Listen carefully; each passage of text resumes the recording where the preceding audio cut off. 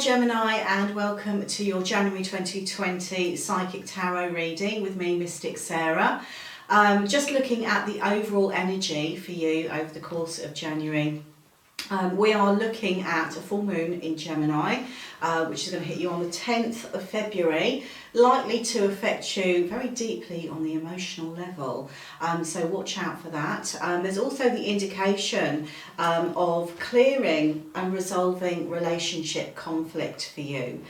So it may very well be the case that relationships come to the forefront, particularly areas of conflict, maybe even power struggles coming in for you. So something to be aware of, to watch out for. And I kind of want to say, you know, take a step back with these types of situations, because your emotions are going to be right on the surface. So you may feel things might feel a little bit more intense than they would normally do. So that's really a word of advice as we look at this month for you. Let's have a look at the rest of it though with the cards.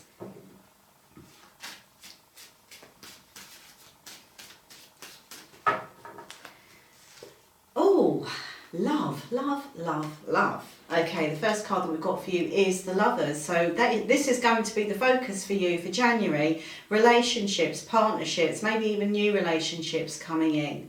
The only thing to really watch out for is for those areas of conflict and maybe overreacting on your part that you need to be aware of.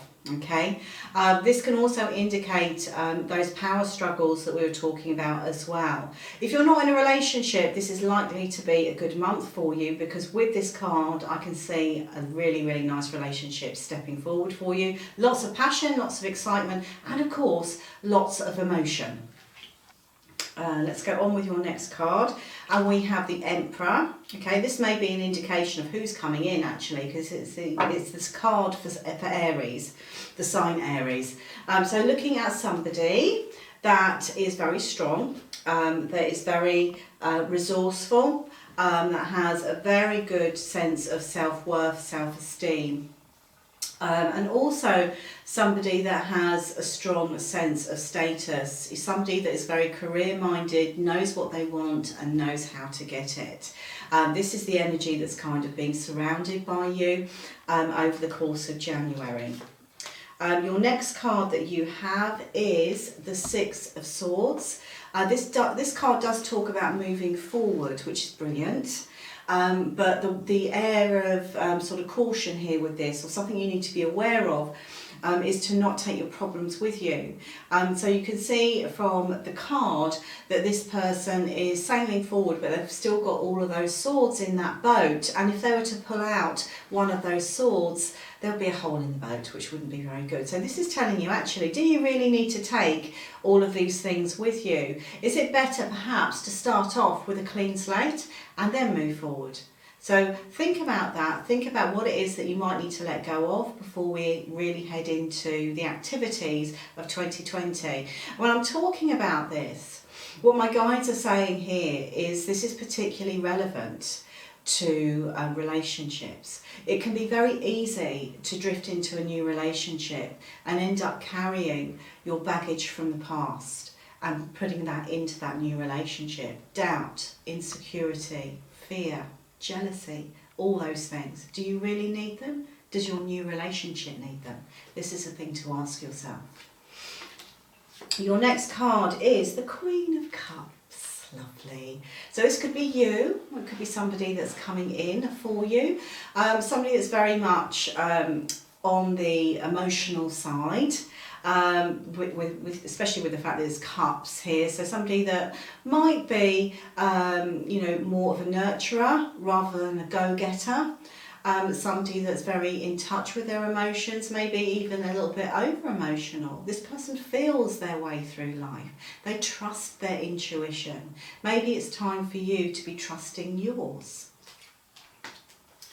Your next card is the Ten of Pentacles. And I love this. It is the card of emotional and financial abundance. Expect something amazing to come in. Maybe it's a sense of just feeling as though you have everything that you want in the world at the moment. All is good, all is exciting. And with this card, it can indicate, you know, a windfall or financial benefit of some kind, or perhaps it's actually fitting in with your work area, feeling as though you're being rewarded, you're being well treated, or an opportunity that comes in that feels a little bit more like your dream job.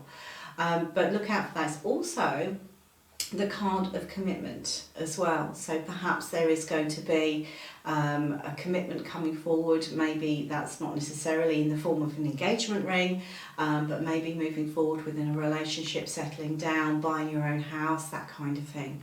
But it's a card of commitment and security. Okay, your next card is the Knight of Pentacles. I feel like I'm moving a little bit further into the month now with you, so let's go into the next 2 weeks. The final 2 weeks. The Knight of Pentacles is talking about work, money, etc. It's also indicating that something is on its way to you. So when I look at this card, when I feel the energy around it, what this is saying to me is looking at new opportunities work-wise. This may actually come straight in for you. If it does, then pay close attention to it. It tends to be divinely guided in that case. If not, maybe this is you actually looking for your next career move, okay? It's telling me the final 2 weeks of January is the time where you'll either identify your next move or you'll put the wheels in motion in terms of applying for it. I hope that makes sense. Right, let's go on to your next card, which is the Four of Cups.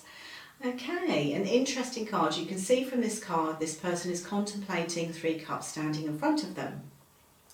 And they seem to be unaware totally of that great big cup that's floating towards them. This is telling you not to keep your eye on everything that's around you at the moment, and to not limit yourself to what you feel is all that you have, okay?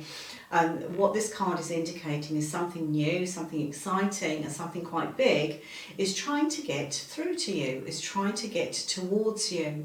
So keep all of your options open.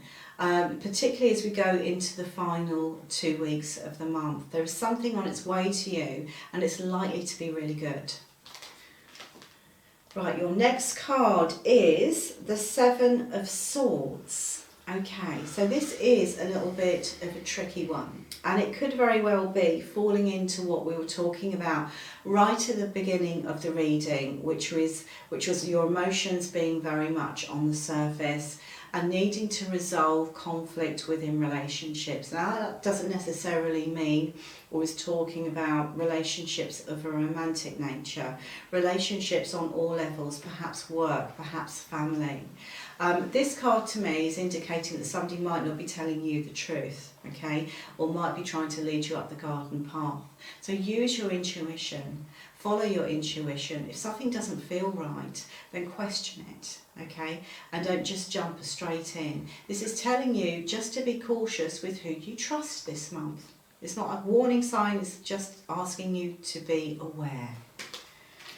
Okay, your final card for the month is the Ten of Swords.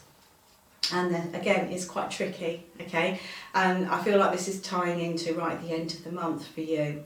It can feel as though, when we've got the Ten of Swords, it can feel as though things have perhaps gone a little bit wrong, or hasn't gone the way that we've wanted to. It's not really a card of disappointment, but it's more about examining and understanding who you can trust and who you can't trust. You know, maybe you feel as though somebody has stabbed you in the back a little bit, but you know, the positive side of it is, at least once we know what somebody's true nature is, we can decide, we can make that decision as to whether we want to continue down that road with them, okay? This is a card of understanding, yes, life isn't perfect.